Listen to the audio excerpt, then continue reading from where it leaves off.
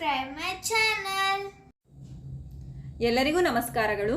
ಇಂದಿನ ವಿಡಿಯೋದಲ್ಲಿ ನಾವು 8ನೇ ತರಗತಿಯ ಸಮಾಜ ವಿಜ್ಞಾನ ವಿಷಯದಲ್ಲಿ ಭೂಗೋಳಶಾಸ್ತ್ರ ವಿಭಾಗದ 12ನೇ ಅಧ್ಯಾಯವಾದ ಶಿಲಾಗೋಳ ಎಂಬ ಅಧ್ಯಾಯದ ಪ್ರಶ್ನೋತ್ತರಗಳನ್ನು ತಿಳಿಯೋಣ ಮಕ್ಕಳೇ.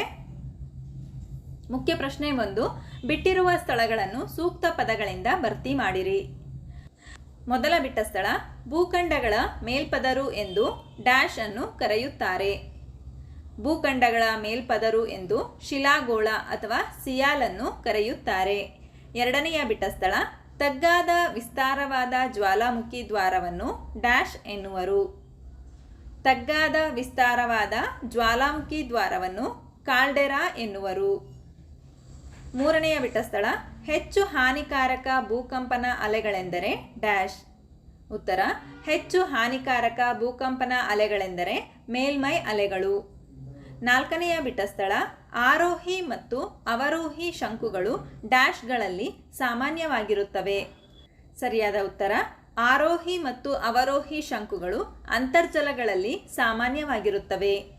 ಐದನೆಯ ಬಿಟ್ಟ ಸ್ಥಳ ಮರಳು ದಂಡೆಗಳು ಡ್ಯಾಶ್ ಕಾರ್ಯದಿಂದ ನಿರ್ಮಿತವಾಗುತ್ತವೆ. ಸರಿಯಾದ ಉತ್ತರ ಮರಳು ದಂಡೆಗಳು ಮಾರುತಗಳ ಕಾರ್ಯದಿಂದ ನಿರ್ಮಿತವಾಗುತ್ತವೆ. ಮುಖ್ಯ ಪ್ರಶ್ನೆ 2. ಈ ಕೆಳಗಿನ ಪ್ರಶ್ನೆಗಳಿಗೆ ಉತ್ತರಿಸಿ. ಆರನೆಯ ಪ್ರಶ್ನೆ ಅಂತರಾಳದ 3 ಪ್ರಮುಖ ಪದರುಗಳನ್ನು ತಿಳಿಸಿ. ಉತ್ತರ ಭೂಮಿಯ ಅಂತರಾಳದ 3 ಪ್ರಮುಖ ಪದರುಗಳು ಭೂಕವಚ, ಮ್ಯಾಂಟಲ್, ಕೇಂದ್ರಗೋಳ. ಪ್ರಶ್ನೆ 7. ಕಾರ್ಯಾಚರಣೆ ಮಾಡುವ ಅವಧಿಯ ಆಧಾರದ ಮೇಲೆ ಜ್ವಾಲಾಮುಖಿಯ ವಿಧಗಳನ್ನು ಹೆಸರಿಸಿ. ಉತ್ತರ ಕಾರ್ಯಾಚರಣೆ ಮಾಡುವ ಅವಧಿ ಆಧಾರದ ಮೇಲೆ ಜ್ವಾಲಾಮುಖಿಯ ವಿಧಗಳು ಜಾಗೃತ ಜ್ವಾಲಾಮುಖಿಗಳು, ಸುಪ್ತ ಜ್ವಾಲಾಮುಖಿಗಳು, ಲುಪ್ತ ಜ್ವಾಲಾಮುಖಿಗಳು. ಪ್ರಶ್ನೆ 8. ಪ್ರಪಂಚದ ಪ್ರಮುಖ ಭೂಕಂಪ ವಲಯಗಳನ್ನು ತಿಳಿಸಿ. ಉತ್ತರ ಪ್ರಪಂಚದ ಪ್ರಮುಖ ಭೂಕಂಪ ವಲಯಗಳು ಪೆಸಿಫಿಕ್ ಸಾಗರದ ಸುತ್ತಲಿನ ತೀರ ಪ್ರದೇಶ. ಇದು ನ್ಯೂಜಿಲೆಂಡ್, ಫಿಲಿಪೈನ್ಸ್, USA, ಜಪಾನ್, ಪೆರು ಮೊದಲಾದವುಗಳನ್ನು ಒಳಗೊಂಡಿದೆ. ಮೆಡಿಟರೇನಿಯನ್ ಸಮುದ್ರದ ಸುತ್ತಲಿನ ತೀರ ಪ್ರದೇಶ, ಭಾರತದ ಹಿಮಾಲಯ ಪರ್ವತ ಪ್ರದೇಶ ಅಥವಾ ಸಿವಾಲಿಕ್ ಪ್ರದೇಶ. ಪ್ರಶ್ನೆ 9. ಶಿಥಿಲೀಕರಣ ಎಂದರೇನು? ಶಿಥಿಲೀಕರಣದ 3 ಮುಖ್ಯ ವಿಧಗಳನ್ನು ಹೆಸರಿಸಿ. ಉತ್ತರ ಶಿಲೆಗಳು ಒಡೆದು ಚೂರಾಗುವ ಮತ್ತು ಕ್ಷೀಣಿಸುವ ಸ್ವಾಭಾವಿಕ ಪ್ರಕ್ರಿಯೆಯನ್ನು ಶಿಥಿಲೀಕರಣ ಎನ್ನುವರು. ಶಿಥಿಲೀಕರಣದ 3 ಮುಖ್ಯ ವಿಧಗಳು ಭೌತಿಕ ಶಿಥಿಲೀಕರಣ, ರಾಸಾಯನಿಕ ಶಿಥಿಲೀಕರಣ, ಜೈವಿಕ ಶಿಥಿಲೀಕರಣ. ಪ್ರಶ್ನೆ 10. ಭೂಸವಕಳೀಕರಣದ ಕರ್ತೃವಾಗಿ ನದಿಗಳು ನಿರ್ಮಿಸುವ ಭೂಸ್ವರೂಪಗಳನ್ನು ಹೆಸರಿಸಿ. ಉತ್ತರ ಮೇಲ್ಕಣಿವೆಯಿಂದ ನದಿಗಳು ನಿರ್ಮಿಸುವ ಭೂಸ್ವರೂಪಗಳು ಆಳವಾದ ಕಂದರಗಳು, ಮಹಾಕಂದರ, ವಿ ಆಕಾರದ ಕಣಿವೆಗಳು, ಜಲಪಾತಗಳು ಮತ್ತು ಕುಂಭಕಗಳು ನಿರ್ಮಿತವಾಗುತ್ತವೆ.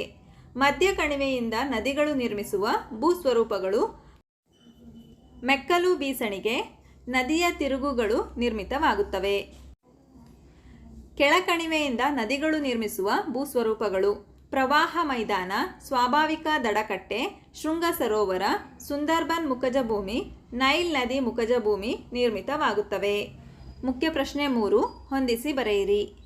ಸಿಮ ಸಾಗರಿಕ ವಲಯದ ಮೇಲ್ಪದರು, ಮರಳುಗಲ್ಲು ಕಣಶಿಲೆ, ಹೊರಕೇಂದ್ರ ಭೂಕಂಪ, ಬಿಸಿನೀರ ಬುಗ್ಗೆ ಅಂತರ್ಜಲ, ಲೋಯಸ್ ಹಳದಿ ಮಣ್ಣು.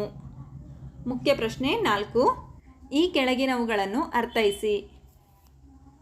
ಜಲಶಿಲೆಗಳು ಕಣಶಿಲೆಗಳು ಸಮುದ್ರ, ಸಾಗರ ಮೊದಲಾದ ಜಲರಾಶಿಗಳಲ್ಲಿ ಸಂಚಯಿತವಾಗಿ ನಿರ್ಮಿತವಾಗುವುದರಿಂದ ಇವುಗಳನ್ನು ಜಲಶಿಲೆಗಳೆಂದು ಕರೆಯುವರು. ನಂತರ ಪೆಸಿಫಿಕ್ ಅಗ್ನಿವೃತ್ತ, ಪೆಸಿಫಿಕ್ ಸಾಗರ ಕರಾವಳಿ ತೀರಗಳಲ್ಲಿ ಅಂದರೆ ಫಿಲಿಪೈನ್ಸ್, ಜಪಾನ್, USA, ಮಧ್ಯ ಅಮೆರಿಕ, ದಕ್ಷಿಣ ಅಮೆರಿಕ ಇತ್ಯಾದಿಗಳಲ್ಲಿ ಜ್ವಾಲಾಮುಖಿಗಳು ಕಂಡುಬರುತ್ತವೆ. ನಂತರ ಭೌತಿಕ ಶಿಥಿಲೀಕರಣ, ಶಿಲೆಗಳು ಯಾವುದೇ ರಾಸಾಯನಿಕ ಬದಲಾವಣೆಯಾಗದೆ ಒಡೆದು ಚೂರಾಗುವ ಮತ್ತು ಕ್ಷೀಣಿಸುವ ಕ್ರಿಯೆಯನ್ನು ಭೌತಿಕ ಶಿಥಿಲೀಕರಣ ಎನ್ನುವರು. ನಂತರ ಶಿಲಾನಿಚಯಗಳು, ಹಿಮನದಿ ಸವಕಳೀಕರಣ ಪ್ರದೇಶದಲ್ಲಿ ಕಂಡುಬರುವ ಅತಿ ಮುಖ್ಯ ಭೂಸ್ವರೂಪಗಳನ್ನೇ ಶಿಲಾನಿಚಯಗಳು ಎನ್ನುವರು. ಇವು ಹಿಮನದಿಯಿಂದ ಸಂಚರಿತವಾಗಿರುವ ವಿವಿಧ ಆಕಾರ, ಗಾತ್ರದ ಅಗಾಧ ಪ್ರಮಾಣದ ಶಿಲಾವಸ್ತುಗಳು. ನಂತರ ಇಂಗಾಲದಿಕ್ಯ ಶಿಲೆಗಳು. ಜೀವಾವಶೇಷಗಳಾದ ಜಲಚರಗಳ ಚಿಪ್ಪುಗಳು, ಸಸ್ಯವರ್ಗ ಮತ್ತು ಪ್ರಾಣಿ ವರ್ಗಗಳ ಪಳೆಯುಳಿಕೆಗಳು ಮಣ್ಣಿನಲ್ಲಿ ಸೇರಿ ಗಟ್ಟಿಯಾಗಿ ಜೈವಿಕ ಕಣಶಿಲೆಗಳಾಗುತ್ತವೆ. ಉದಾಹರಣೆ ಇಂಗಾಲದಿಕ್ಯ ಶಿಲೆ. ನಂತರ ಸುನಾಮಿ. ಸಮುದ್ರ ಮತ್ತು ಸಾಗರ ತಳದಲ್ಲಿ ಉಂಟಾಗುವ ಭೂಕಂಪನಗಳಿಂದ ಸಾಗರಗಳಲ್ಲಿ ಅತಿ ಎತ್ತರವಾದ ಭೀಕರ ಅಲೆಗಳು ತೀರಕ್ಕೆ ಅಪ್ಪಳಿಸುತ್ತವೆ. ಇವುಗಳನ್ನು ಸುನಾಮಿ ಎಂದು ಕರೆಯುವರು. ನಂತರ ಭೂಖಂಡ ಹಿಮನದಿ. ಧ್ರುವ ಪ್ರದೇಶಗಳಲ್ಲಿರುವ ವಿಸ್ತಾರವಾದ ಮಂಜುಗಡ್ಡೆಯ ಹಾಳೆಯನ್ನು ಖಂಡಾಂತರ ಹಿಮನದಿ ಎನ್ನುವರು. ಉದಾಹರಣೆ ಗ್ರೀನ್ಲ್ಯಾಂಡ್. ನಂತರ ಬಿಸಿನೀರ ಚಿಲುಮೆ.